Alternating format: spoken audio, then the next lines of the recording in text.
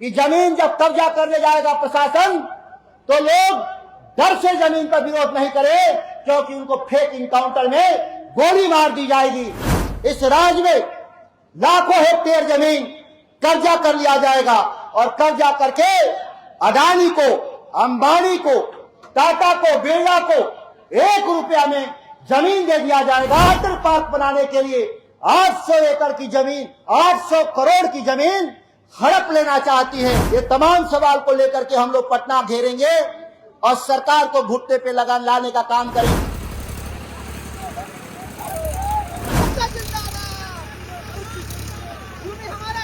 हजारों एकड़ लोगों ने जमीन दिया था, उन शुगर मिलों का क्या हुआ?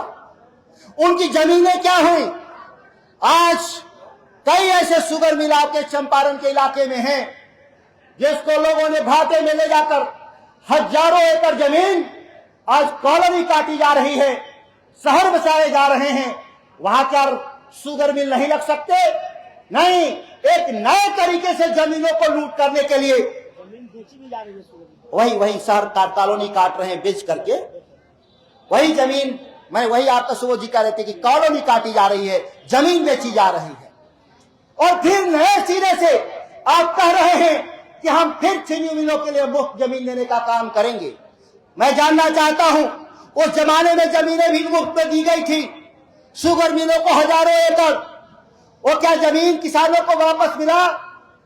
नहीं, उन लोगों ने कौड़ी के भाव प्लाटिंग करके खरबों खरब रुपया में बेचने का काम किया है।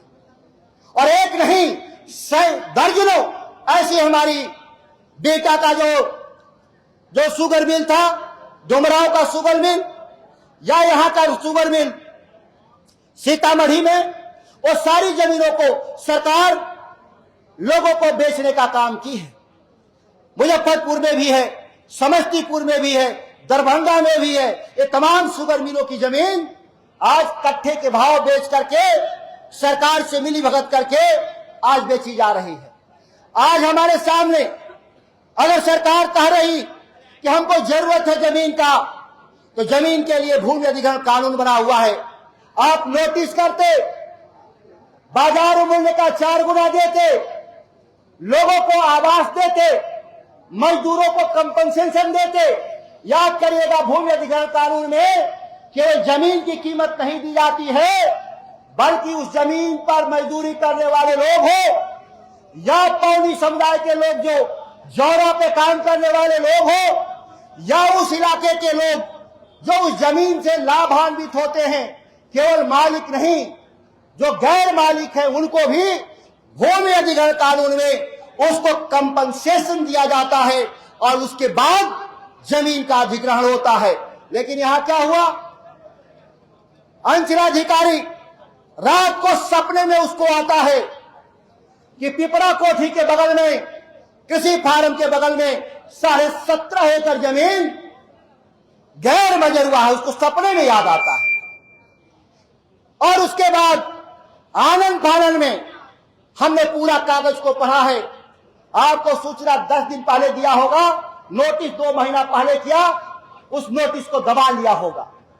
और 2 महीने के भीतर मैंने पढ़ा ऑर्डर शीट में भी, वो एडीएम चपरासी बनने लायक नहीं है। मीडिया के बंधु मैं बता रहा हूं, चपरासी बनने लायक नहीं है। उसके फैसले को पढ़िए, उसकी नवैयत जमीन को देख लीजिए, उसको अधिकार क्षेत्र में नहीं था सुनने का, और 10 दिन के भीतर एक फैसला लिखता है और जमीन से बेदखल करने का काम करता है किसानों को। फैसले में कहीं कुछ नहीं लिखा, यह कोर्ट जाएगा, कोर्ट से रद्दीकरण होगा, एक लंबी प्रक्रिया है। लेकिन तब तक ये जमीन पर बुलडोजर आ गए। ये बुलडोजर पहले से तय था कि बुलडोजर जाएगा, कागज बाद में बनता है और बुलडोजर पहले तैयार करके रखा जाता है। ये कानून का राज नहीं, ये बिहार में या देश में ये बुलडोजर का राज है, ये कानून का राज नहीं है। ऐसे लोग जो सत्ता में बैठे हैं बिहार में, आप देख रहे हैं लगातार फेक इनकाउंटर इसलिए किए जा रहे हैं, पुलिस गोलियां इसलिए बरसा रही है कि जमीन जब कब्जा करने जाएगा प्रशासन तो लोग डर से जमीन पर विरोध नहीं करें, क्योंकि उनको फेक इनकाउंटर में गोली मार दी जाएगी। और कलेक्टर को पावर दिया है इन्होंने रासुका लगाने का। अबे हमको समझ में नहीं आ रहा, एक गांव में रहने वाले लोग राष्ट्र के लिए कब खतरा हो गया। रासुका कानून का इस्तेमाल जब राष्ट्रीय संकट पैदा होता है तब रासुका लगाया जाता है।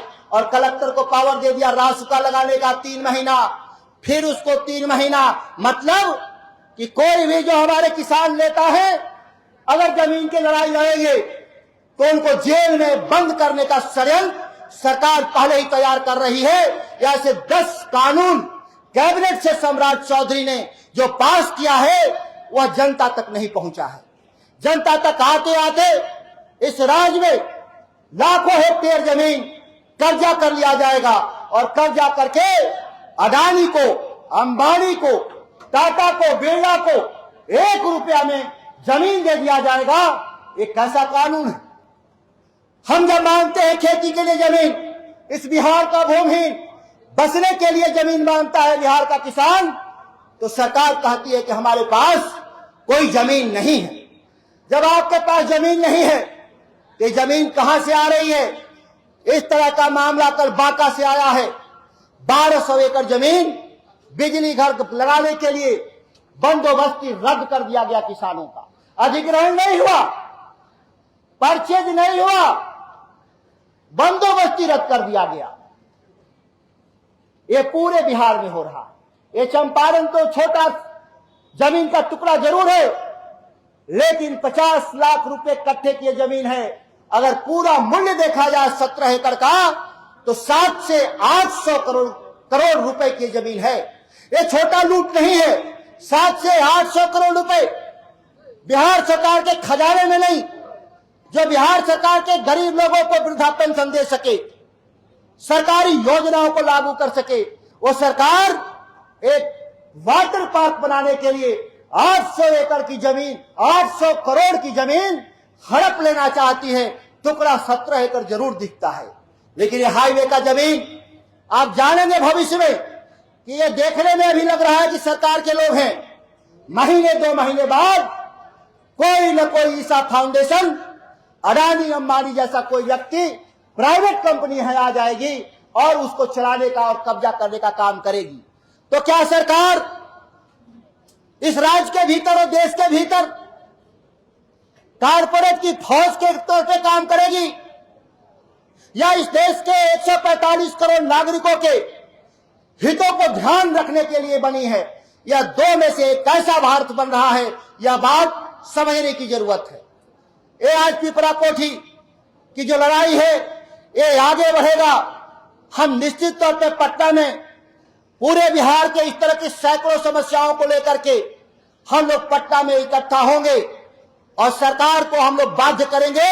जिस तरीके से दिल्ली में 3 कानून वापस हुए थे, वैसे ही बिहार भूमि क्रय नीति हो या हमारे रासुका लगाने वाली नीति हो या हमारे सर्वे और चकबंदी के बिना जमीनों को सरकारीकरण करने का हो, या इस देश, इस राज्य के भीतर 1 रुपया पे जमीन ट्रांसफर करने की नीति हो, ये तमाम सवाल को लेकर के हम लोग पटना घेरेंगे और सरकार को घुटने पे लाने का काम करेंगे। हम इस चंपारण की ऐतिहासिक धरती से इस बात के साथ मैं अपनी बात को समाप्त करता हूं।